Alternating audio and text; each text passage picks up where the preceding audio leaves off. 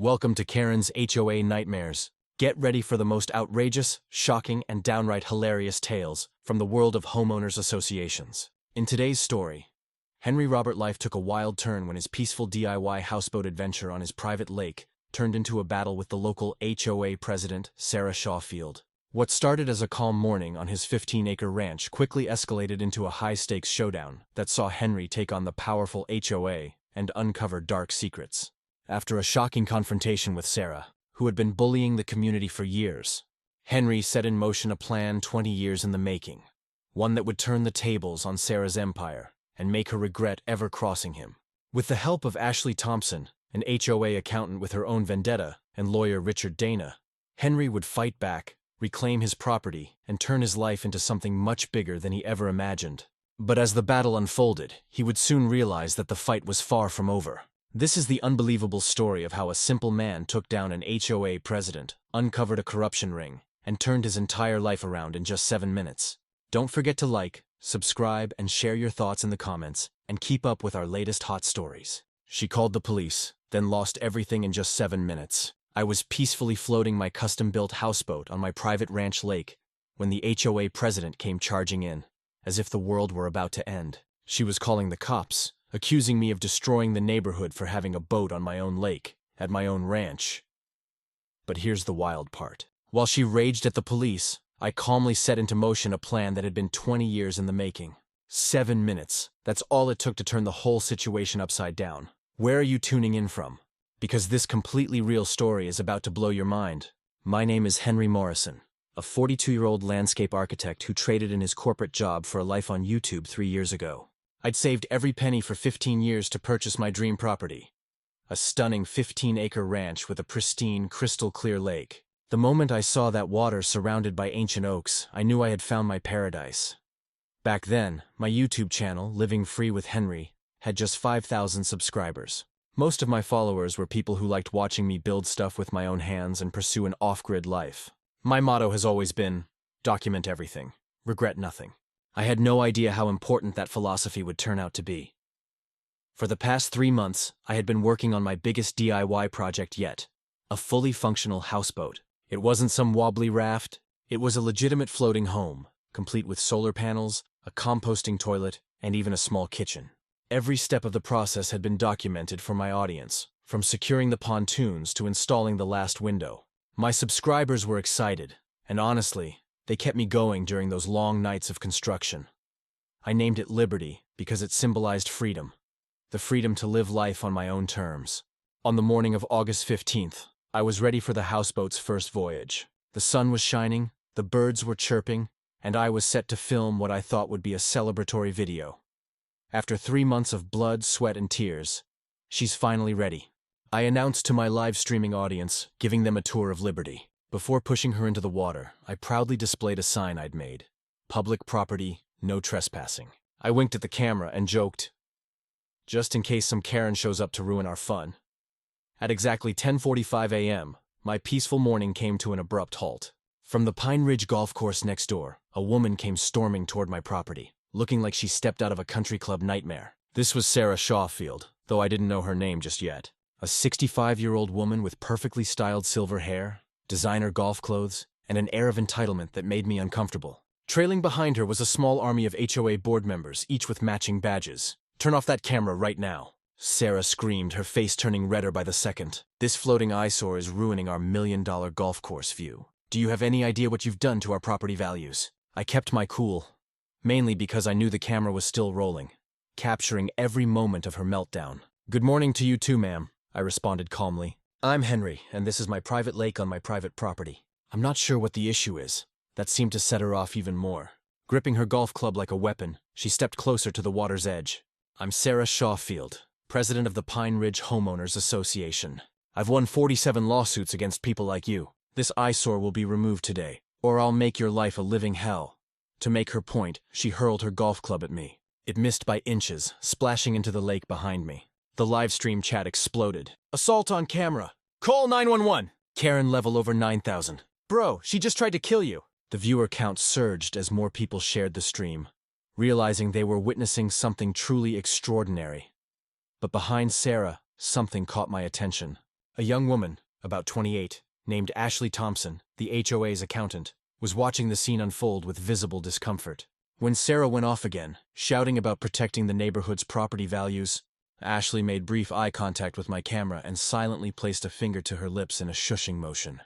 Sarah kept ranting for another 5 minutes, threatening lawsuits and even calling me an environmental terrorist. But then she made a fatal slip. "It doesn't matter what you think your rights are," she shouted. "In 6 months, when my expansion plan is complete, this whole area will be transformed into a proper development." I was instantly curious. "What expansion plan?" I asked. Sarah shot a venomous glance at Ashley. I said nothing. "We're leaving now." But as they stormed off, Ashley glanced back at me one last time. Within 48 hours, I found myself buried under a stack of violation notices from the HOA, filled with absurd fines, like $500 a day for visual pollution and $700 a day for unauthorized use of water. But one thing stood out: a formal offer to buy my lake and surrounding land for $300,000. It didn't take long for me to uncover a shocking connection between the HOA and Lakeside Holdings LLC. After some digging, I discovered the group had a buyback option on the Marina until 2029. A contract from 2019 revealed that Sarah Shawfield had manipulated her way into buying the Marina, which was now worth millions for a fraction of its true value. That night, I received a cryptic video from a blocked number showing Sarah calmly discussing a plan with someone named Tommy about dealing with me. I called the police immediately, and then everything changed in the next 72 hours. Sarah's empire was crumbling, and the Marina, something she thought was hers to protect, became mine. What did Sarah have planned for me? Who was this mysterious Tommy? And how did I manage to turn the tables? $1.7 million total for an $8 million property. It was the deal of a lifetime, but I'd spent everything on the ranch. "I don't have that kind of money," I admitted. Richard was already pulling up loan documents. The Marina itself would be collateral. "Any bank would approve this loan instantly, but we need to move fast if Sarah realizes what we're doing." Ashley spoke up. "I'll loan you the $500,000 for the buyback rates." We both stared at her in shock. "I have savings," she explained. "My grandmother left me money for my future." What better future than running that Marina, honestly, the way it should, Baroon. "I have an MBA from Columbia. I know I could turn it into something special. Make me CEO when you take over and we have a deal." Everything was moving at lightning speed. Richard drafted agreements while explaining his plan. "We need Sarah to make a move that puts her in the spotlight. Something that draws attention to her actions. When she's focused on attacking you publicly, we execute the buyback. She won't see it coming." As if on cue, my phone rang. It was the local police chief. "Mr. Morrison, I'm calling as a courtesy. We've received multiple complaints about environmental violations at your property. We'll be conducting an inspection tomorrow morning. I suggest you have your paperwork in order." After he hung up, Richard smiled grimly. "She's escalating. Perfect. Let her think she's winning." Ashley met us one more time to finalize details. "There's something else," she said urgently. "I overheard Sarah on the phone yesterday. She's planning something big for Tuesday. She mentioned calling the police, having you arrested for environmental terrorism, and using the publicity to fast-track a forced sale. She's also meeting with Golden Dragon Corporation. They want to turn the entire shoreline into luxury condos. If she can deliver your property along with the Marina, she gets a 15% commission on a $15 million deal." Ashley trembled as she continued. "There's something else. Tommy, Sarah's son, just got out of prison. He burned down a house when the owner refused to sell to the HOA. He just bought a plane ticket home." Richard's phone buzzed. His face went white. Frank texted, "Someone's hacking the Florida notary system. If they delete Lakeside Holdings records," he looked at me, "we have exactly 72 hours to act or lose everything." What would you do? Why does Sarah know their plan? Drop your theory below. Tuesday morning arrived like a storm system you could see coming from miles away. I woke up at 5:00 a.m., my nerves buzzing with anticipation and fear in equal measure. Today was D-Day, the day everything would either come together perfectly or blow up spectacularly in our faces. I posted a simple message to my YouTube community tab. "Something big is coming today. Stay tuned, fam. You won't want to miss this." Within minutes, my subscribers were speculating wildly about what I had planned. If only they knew they were about to witness the most insane 7 minutes in HOA history broadcast live for the entire internet OC. I set up my main camera on a tripod facing the lake, backup camera on my chest mount, and made sure my phone was fully charged for the selfie shots. Documentation was going to be crucial for what came next. Richard had spent the last 3 days preparing everything with military precision. Electronic documents were loaded and ready to send. The notary in Florida was on standby with Frank. and Ashley had transferred the $500,000 into an escrow account that could be released instantly. "Remember," Richard told me over the phone, "we need Sarah to make the first move. Let her think she's in control.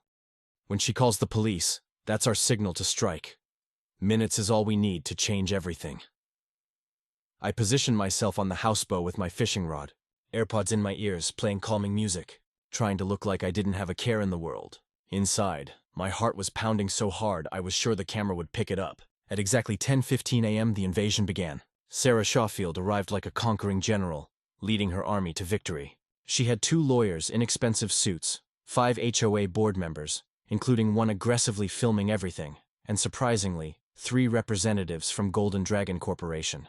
They parked their convoy of luxury cars right at the edge of my property, and Sarah stepped out wearing what looked like a power suit that probably cost more than most people's monthly mortgage. "Inspection time, Mr. Morrison," she announced loudly, clearly performing for her audience. "I hope you're prepared to explain your numerous violations to these witnesses." The Golden Dragon reps looked uncomfortable but curious, clearly here to assess the property they hope to develop into luxury condos.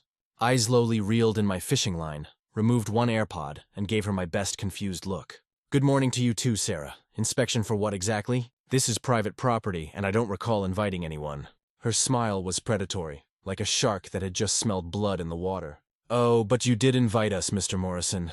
By violating 17 different environmental regulations, you've given us the right to inspect and document the damage you're causing to our community." She turned to her lawyers.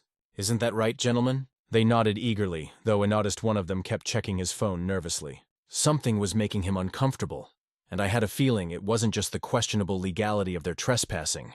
At 10:25, Sarah's performance reached its crescendo. She stood at the very edge of the lake, gesturing dramatically at my houseboat like she was addressing the United Nations. "This man thinks he can destroy our property values, pollute our pristine environment, and threaten the safety of our community without consequences. Well, today justice will be served." She pulled out her phone with a theatrical flourish. "I am calling the police right now to report acts of environmental terrorism.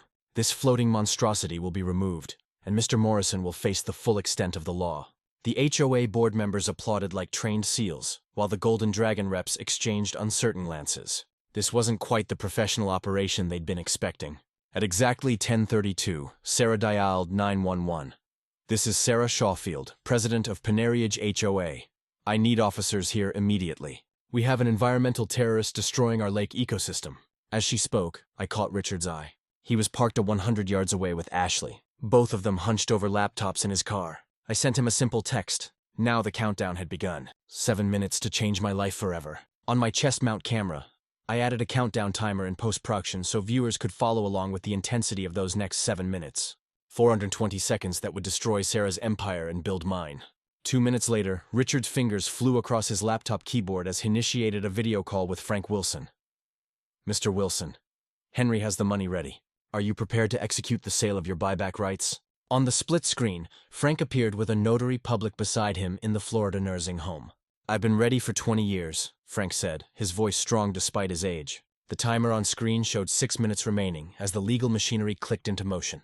Minute 2, 10:34. Frank spoke clearly into the camera, the notary recording everything.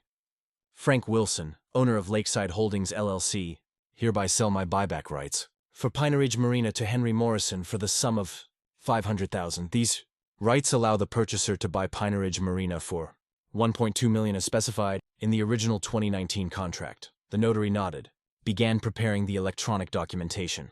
5 minutes left on the clock. Minute 3, 10:35. My phone buzzed with the transfer confirmation. $500,000 leaving escrow heading to Frank's account. My finger hovered over the confirm button for 3 long seconds. In that moment, I flashed back to Ashley looking at the Marina's books, her determination to right these wrongs, her courage in standing up to Sarah. I thought about Frank, waiting 20 years for justice. I thought about the 23 families Sarah had destroyed. I hit confirm. The transfer went through instantly. 4 minutes remaining. Mine at 4:10:36. The electronic notary system confirmed the transaction. Documents were digitally signed, sealed, and filed with the state of Florida's online system. I was now the legal owner of the buyback rights to Pineridge Marina, the same marina that Sarah had been embezzling from, the same property she was about to sell to Golden Dragon for millions in profit. Richard was already preparing the next step, pulling up the bank loan documents we'd pre-approved, using the marina itself as collateral. 3 minutes left. Minute 5. Richard called the HOA's main office knowing the secretary would be there even though the board was here with Sarah. "This is Richard Dana, attorney for Henry Morrison. Please note for your official records that Mr. Morrison has just exercised the buyback clause for Pineridge Marina as specified in the 2019 purchase contract legal. Documentation is being filed with the county clerk as we speak." I could hear the secretary's gasp through Richard's phone. 2 minutes to go. Minute 6, 10:38. This was my moment. I stood up on the houseboat, pulled out my phone, and switched to selfie mode. Behind me, Sarah was still ranting to the 911 operator about environmental terrorism. "Yo, YouTube," I said loudly enough for everyone to hear. "Your boy just bought a marina. Thanks to Sarah for calling the cops." Perfect timing for making this deal official. Sarah's head snapped around, her face a mask of confusion.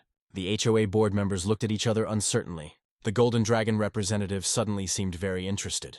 1 minute left. My night 7, 10:39. I signed the $1.2 million check backed by the bank loan we'd secured using the marina as collateral. $8 million worth of property for $1.7 million total investment. The deal of the century. All because Sarah was too arrogant to read the fine print 20 years ago. Richard hit send on all the documentation to the county clerk, the HOA office, and courtesy copies to the Golden Dragon Corporation. Time's up. 7 minutes. That changed everything. At 10:45, Officer Johnson arrived with his partner. I recognized him from Sarah's previous harassment calls. He looked tired, like someone who'd been dragged into drama he wanted no part of. "Morning, Henry," he said with a resigned sigh. "Mr. Shawfield again." Sarah practically launched herself at the officers. "Arrest him. He's a terrorist, a criminal. He's destroying everything." Officer Johnson held up a hand to calm her down. "Ma'am, what specific crime has been committed?" Sarah gestured wildly at my houseboat. "Environmental terrorism, illegal construction, trespassing on HO property." I stepped forward calmly, making sure my chest camera captured everything. "Actually, Officer Johnson, I think there's been a misunderstanding. I'm not trespassing on HOA property. In fact, as of about 90 seconds ago, I'm the new owner of Pineridge Marina, which means technically Miss Shawfield here is the one trespassing since I fired her from her management position about 30 seconds ago." Effective immediately, the silence that followed was so complete, you could hear the gentle lapping of water against my houseboat. Sarah's face went through an amazing transformation. Confusion to disbelief to rage to something approaching panic. Her phone slipped from her numb fingers and fell into the lake with a satisfying splash that my cameras captured perfectly. The Golden Dragon representative in charge stepped forward. "Excuse me, did you just say you bought the marina? The same marina we're supposed to be purchasing as part of the shoreline development deal?" Richard appeared like a legal superhero carrying a box of documents. "That's correct. Mr. Morrison exercised a buyback clause from the original sale contract. Completely legal. Filed with the county and irreversible. Oh, and there's one more thing." He turned to Officer Johnson. "We'd like to file charges against Sarah Shawfield for embezzlement. We have evidence she stole over $2 million from the Marina Fund." That's when Ashley stepped out from behind Richard's car, holding a thick folder of evidence. Sarah's eyes bulged as she recognized her accountant. "Ashley, you betrayed me." You little Ashley cut her off with ice-cold precision. "Karma is a Sarah, just like you." Someone in the crowd yelled, "Weldstar!" as Sarah's phone hit the water. Within hours, the clip would have 3 million views on social media. The HOA board members backed away from Sarah like she had suddenly developed a contagious disease. The Golden Dragon reps were furiously making phone calls, probably to their legal department. And Sarah. She stood there handcuffed, mascara running down her cheeks, her empire crumbling in real time. But then she started laughing. Not a normal laugh, but something unhinged and genuinely disturbing. "You think you've won?" she cackled. "You stupid, naive little man. You think you've won?" Richard and I exchanged worried glances. Sarah's lawyer whispered urgently in her ear, but she pushed him away. "Oh, I forgot to mention something, Henry. The Golden Dragon contract, I signed it last night. Retroactive date to last week. The marina was already sold before you bought it. Your little purchase completely invalid. Good luck proving ownership of something that was already sold." My blood ran cold. I turned to my camera, sweat beading on my forehead. "YouTube, I think we just got played. Wait, what? Did Sarah just pull an reverse card? How can Henry prove he owns the marina if she already sold it?" Drop your solutions in the comments right now. Best answer gets pinned. This is insane. Weeks later, I found myself sitting in a packed courtroom that felt more like a sports arena than a hall of justice. Half the gallery was filled with my YouTube subscribers who traveled from all over the country to witness this showdown in person. The other half consisted of shocked HOA members who still couldn't believe their mighty president was sitting at the defendant's table in an orange jumpsuit. Judge Williams, a no-nonsense woman in her 60s, looked over her glasses at the circus before her. Before we begin, I understand the defendant has requested this trial be live-reamed. Despite my reservations, I am allowing it in the interest of transparency. However, I warn everyone present, this is a court of law, not entertainment. Any disruptions will result in removal. The court clerk activated the stream, and I watched the viewer count climb rapidly. 500,000, 750,000, 1 million, and still rising. The HOA's legal team went first, trying desperately to paint me as some kind of crafty villain who'd stolen their Marina through deceptive practices. Their lead attorney, a sweating man who kept dabbing his forehead with a handkerchief, stood up and proclaimed, "Your Honor, Henry Morrison used underhanded tactics to steal an $8 million property from our community organization. This is nothing short of grand theft." Judge Williams raised an eyebrow. "Counselor, what specific illegal tactics are you alleging?" The lawyer shuffled his papers nervously. "Well, he followed the contract that was legally binding and filed with the state, but he did it in a sneaky way. It's unfair to the community." Even some of the HOA supporters in the gallery looked embarrassed by this weak argument. The judge's expression suggested she was wondering why she'd gone to law school for this. Richard rose from our table with the confidence of a man holding 4 aces. "Your Honor, not only did my client act completely within his legal rights, but were counters suing Sarah Shawfield for embezzlement, fraud, conspiracy to commit arson, and systematic harassment. We're also addressing the elephant in the room, the alleged retroactive Soledo Golden Dragon Corporation." He paused for effect, knowing the live stream viewers were on the edge of their seats. "But first, let me present our evidence regarding Miss Shawfield's criminal activities." The projector screen lit up with a first exhibit, and Sarah's face went pale. She'd clearly thought her backroom dealings would never see the light of day. The evidence parade was devastating. Richard presented email after email showing Sarah's embezzlement scheme. Mom took another $200K from Marina account for Tommy's Vegas problem. Will replace before audit read one particularly damning message from Sarah to her daughter. Then came the hidden camera footage Ashley had risked everything to record. The video showed Sarah in her office speaking to 2 HOA board members. "I don't care if Morrison's within his rights. Make his life hell until he breaks. Offer $50,000 to whoever forces him out first." The live stream comments were going insane. The viewer count had passed 2 million. But Richard wasn't done. He introduced financial records, showing 2 complete sets of books. One fictional set for the HOA board, and the real ones documenting Sarah's systematic theft. Then came the testimony from 5 former HOA members who'd been victims of Sarah's reign of terror. An elderly veteran testified how she'd forced him from his home over a 2-in-grass height violation. A young family described how she'd harassed them for 18 months because their daughter's bicycle was the wrong shade of pink. Each story painted a picture of a woman drunk on power, using her position to destroy anyone who dared challenge her authority. But it was when Richard played the audio recording of Sarah discussing hiring someone to deal with me that the courtroom gasped. Even her own lawyer looked like he wanted to crawl under the table. The prosecution tried to object, but Judge Williams overruled them, clearly disgusted by what she was hearing. "Now about that Golden Dragon contract," Richard announced, pulling up a new set of documents. "Miss Shawfield claims she sold the Marina before my client purchased it.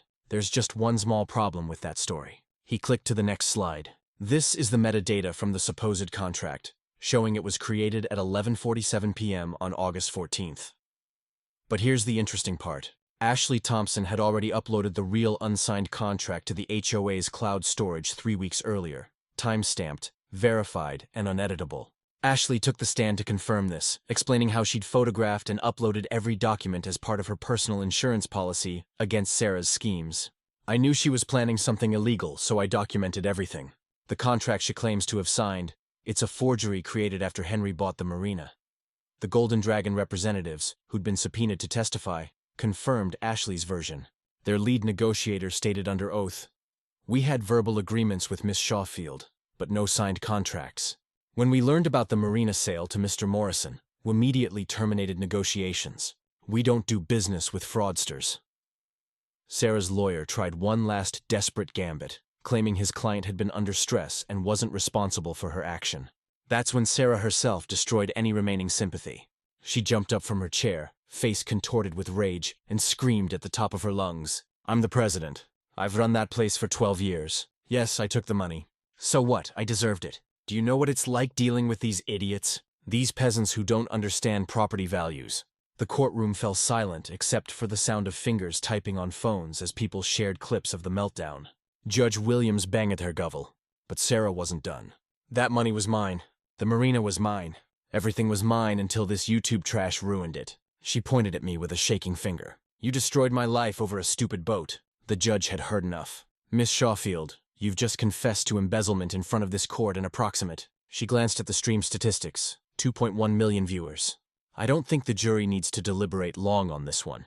Indeed, they were back in less than an hour with guilty verdicts on all counts. The sentencing was swift and satisfying. Sarah Shawfield received 5 years in federal prison for embezzlement, plus 3 years for the fraud charges to be served concurrently. She was ordered to pay $3 million in restitution, essentially every penny she had left. The HOA was ordered to pay me $500,000 in damages for harassment and defamation. Each board member who participated in the harassment campaign was fined $5,000 personally. As the guards prepared to lead Sarah away, I couldn't resist one final comment. I stood up and said, loud enough for everyone to hear, "Hey Sarah, the marina is going to need a new janitor when you get out. Minimum wage, but I hear the views are great. Interested?" The courtroom erupted in nervous laughter as Sarah unleashed a string of profanities that would have made a sailor blush. The news cameras caught every second of her final meltdown. The designer suit now wrinkled and stained with tears, her perfect hair in complete disarray, mascara streaking down her cheeks like war paint. The image of the once mighty HOA president being led away in handcuffs became an instant meme. HOA president destroys herself in court hit 10 million views in 48 hours. But just as I thought the drama was over, the courtroom doors burst open. A man in an expensive black suit strode in like he owned the place. "My apologies for the interruption, Your Honor. I'm representing Golden Dragon Corporation. While this local matter has been resolved, we filed a federal lawsuit regarding the marina ownership. The property in question involves interstate commerce and federal waterway rights." He turned to look directly at me with cold, calculating eyes. "Mr. Morrison, while you've been celebrating your victory here, we've been busy in federal court. This isn't over." Ashley, who'd been sitting beside me, suddenly went pale. She grabbed my arm and whispered urgently, "Henry, I just got an alert from the marina's bank account. $3 million just vanished. The entire operating fund is gone." Richard was frantically scrolling through his phone, his expression growing more alarmed by the second. "This is impossible. Your ranch. There's a new lien filed against it dating back to 5 years ago. How did we miss this?" My moment of triumph was crumbling before my eyes. We'd won the battle against Sarah, but apparently the war was far from over.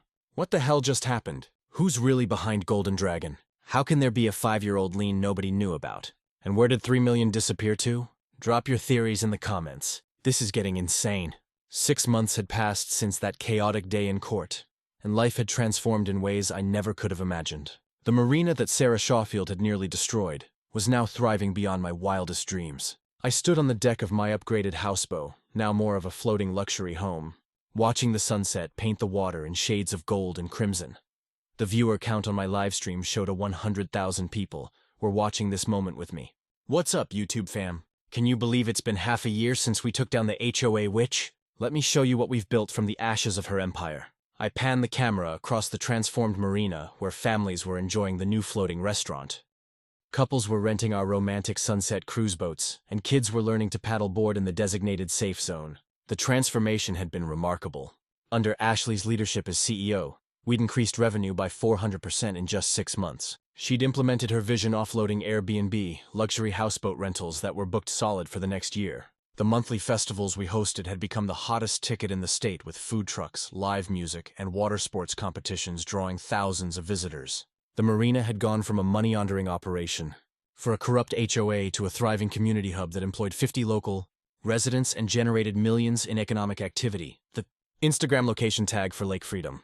Marina had over 1 million posts with influencers traveling from around the world to capture the perfect sunset shot from our famous floating deck. Ashley had also launched a charitable foundation that taught underprivileged kids water safety and environmental conservation using the very lake Sarah had tried to exploit. The individual transformations were even more remarkable.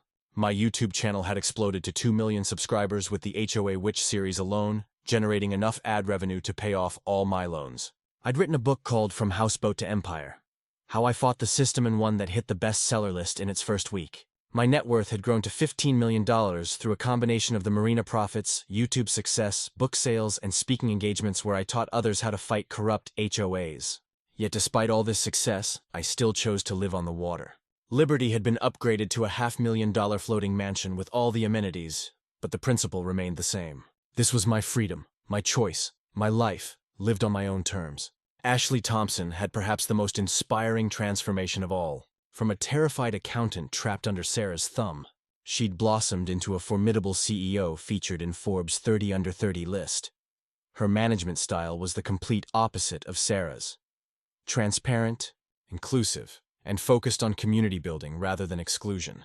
She'd married Richard Dana in a beautiful ceremony on the Marina's main dock with Frank Wilson officiating, and half our YouTube community attending virtually. Together, they'd launched a legal aid foundation helping victims of HOA abuse nationwide. Ashley had also expanded beyond the Marina, creating a chain offloading cafe locations across 5 lakes in neighboring states. Each one offering the same welcoming atmosphere that had made our Marina special. Her business acumen, combined with her genuine care for people, had created something truly special. But perhaps the most satisfying development was what had become of Sarah Shawfield. After serving 3 years of her 5-year sentence, reduced for good behavior, though I'm sure that killed her, she'd been released to find herself completely unemployable. Her name had become synonymous with corruption and abuse of power. Every job application was met with rejection the moment employers Googled her name and found millions of results about her spectacular downfall. Her husband had divorced her and taken what little remained of their assets. Her children had changed their last names and moved across the country. With no money, no family, and no prospects, she'd eventually swallowed her pride and applied for the only job available to her. Janitor at Lake Freedom Marina. I'll never forget the day she showed up for her interview, wearing a cheap suit from a thrift store, her once perfect hair now gray at the roots. The grand reopening celebration 6 months after the trial had been emotional for everyone, but especially for Frank Wilson. We'd flown him in from Florida, put him up in the best hotel in town, and made him the guest of honor. When he took the stage, the entire crowd of 500 guests fell silent. His voice shook with emotion. Ash spoke. 50 years ago, I started this marina with nothing but hope and hard work. 20 years ago, Sarah Shawfield stole it from me through lies and manipulation. I thought I'd die in that nursing home, bitter and broken. But today, he paused, looking out at the transformed marina, tears streaming down his weathered cheeks. Today, I see justice. I see community. I see what this place was always meant to be. The crowd erupted in applause as Frank cut the ribbon on the new community center we'd named after him. The moment everyone had been waiting for came when Frank spotted Sarah in her janitor uniform, emptying trash cans near the back of the crowd. The entire gathering held its breath as he walked slowly toward her. Sarah seemed to shrink into herself, unable to meet his eyes. Sarah Shawfield, Frank said, his voice carrying across the silent marina. 20 years ago, you destroyed my life. You took everything from me, my business, my home, my dignity. I spent 2 decades dreaming of revenge, of seeing you suffer like I suffered. Sarah finally looked up, and for the first time, I saw genuine fear and remorse in her eyes. But you know what? Frank continued. I forgive you. Not because you deserve it, but because hatred is too heavy a burden for an old man to carry. I forgive you, Sarah.